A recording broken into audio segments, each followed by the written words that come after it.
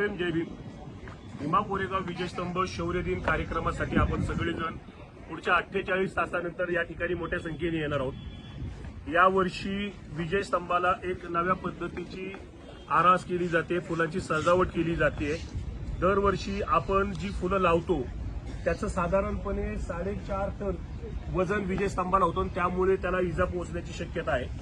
तर असा कुठलाही प्रकार होऊ नये म्हणून जिल्हाधिकाऱ्यांच्या बैठकीमध्ये एक निर्णय घेण्यात आला आणि या ठिकाणी कमी वजनाची परंतु सुंदर सुबक दिसणारी फुलं आपण लावली पाहिजे. त्यासाठी आर्टिफिशियल फुलांचा पहिल्यांदाच वापर या ठिकाणी आपण करतोय आणि याबद्दल मी जिल्हाधिकाऱ्यांचे मनापासून आभार व्यक्त करतो.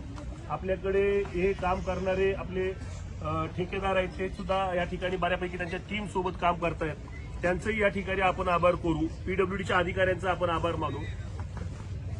देशामध्ये लाखो लोक ज्या ठिकाणी येतात त्या ठिकाणी आर्टिफिशियल फुलांचा वापर करणारं हे पहिलं आपलं विजयस्तंभाचा कार्यक्रम आहे, ज्या ठिकाणी आर्टिफिशियल फुलं वापरली जातात.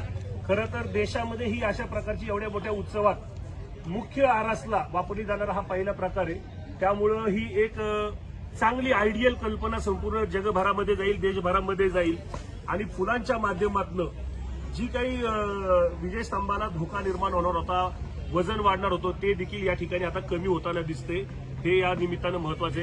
मी आंबेडकरी जनतेला आवाहन करतो की आपण पाहतोय भीमा कोरेगाव शौर्य दिन कार्यक्रमाची तयारी ही मोठ्या उत्साहाने सुरू आहे. कोणत्याही अफवांना आपण बळी पडू नये.